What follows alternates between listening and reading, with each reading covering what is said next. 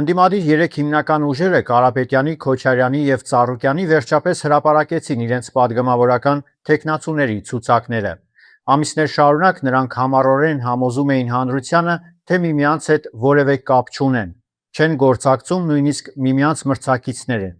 Ամեն մեկը փորձում էր ներկայանալ որպես առանձին ինքնուրույն քաղաքական բևեռ, բայց բավական էր այդ ցուցակները բացել և այդ ամբողջ միֆը փլվեր մի քանի րոպեում։ Նույն դեմքերն են, նույն կենսագրությունները, նույն քաղաքական անցյալը։ Պարզապես այս անգամ դրանք բաժանված են տարբեր ցուցակների մեջ, որպեսզի ստեղծվի մրցակցության պատրանք։ Սա բնականաբար նոր քաղաքականություն չէ, սա հին քաղաքականության նոր փաթեթավորում է։ Ավելին աչքի են ընկնում նաև այն, այսպես ասած, շարժական խմբերը, որոնք արդեն տարիներ շարունակ հայտնվում են յուրաքանչյուր ընտրությունից առաջ, տարբեր լոգոների տակ։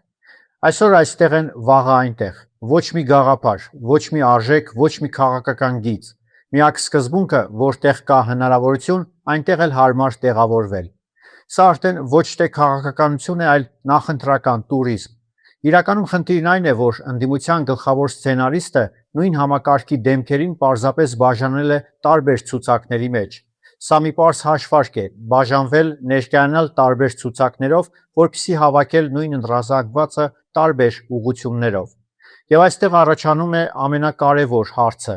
եթե դեմքերն են նույնը, մեթոդներն են նույնը, մտածողությունն է նույնը, ապա ինչ ընտրություն է առաջարկվում հանրությանը։ Ու որքան էլ բարձրաձայն են այլընտրանք լինելու մասին, իրականությունն ավելի կոշտ է։ Սա փակ ինքնաբավ շրջանակ է, որտեղ նույն մարդիկ պարզապես հերթով ներկայացվում են որպես նոր դեմքեր, հույս ունենալով, որ ընտրողը չի նկատի նույն խաղը կրկին ու կրկին։ Ես Մկրտիչ Իսրայելյանն եմ, կհանդիպենք։